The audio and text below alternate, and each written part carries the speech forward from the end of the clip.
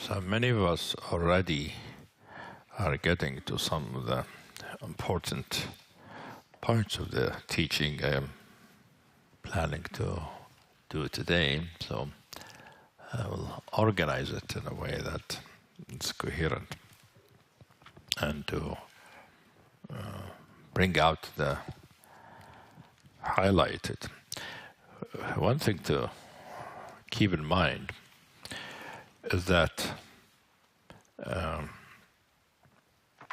we don't want to dispose of our thoughts. We don't want to, get rid of them. We don't want to go beyond them. Not only in terms of the way we approach them. We don't want to lose our capacity to think. We just want our capacity to think, to develop, to mature.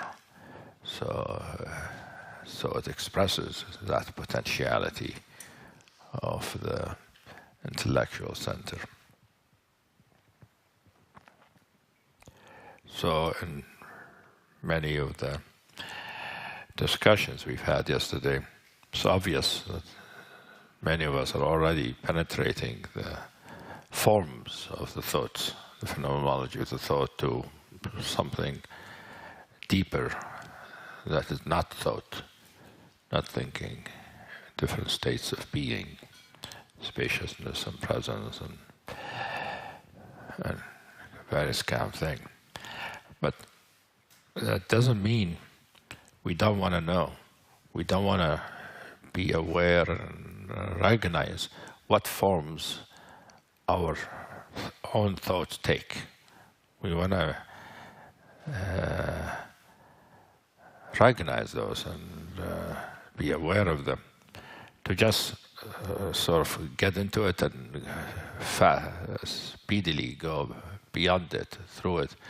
It's just like doing inquiry with our experience. You're experiencing your sadness. You're just beginning to experience it right away. You go into saying, well, that's because my mother and father and all that. Well, but first you need to feel the sadness fully before you get into what's beyond it. Otherwise, we sort of going too fast before we learn more, because the sadness might have hurt, might have other things to it. That is important for us to. Same thing with thoughts, the form, the content, or not the content, the form that thoughts take. So it is important for us to recognize what form do our own personal particle thinking takes. Is it mostly images? Is it mostly words? Do we use mostly the kinesthetic sense? Or do we have affects with it, sensation?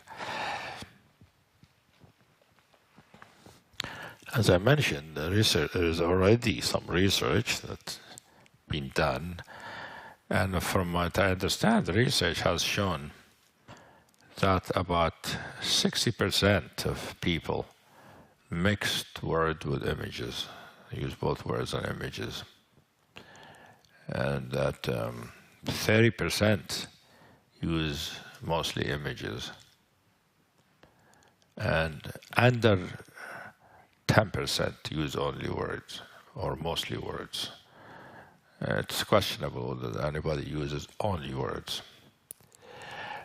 But of course, we have found out that the other sense modalities come into thinking, like some of us have smell or sounds and feelings and sensations, and movements, to the forms that our thinking takes.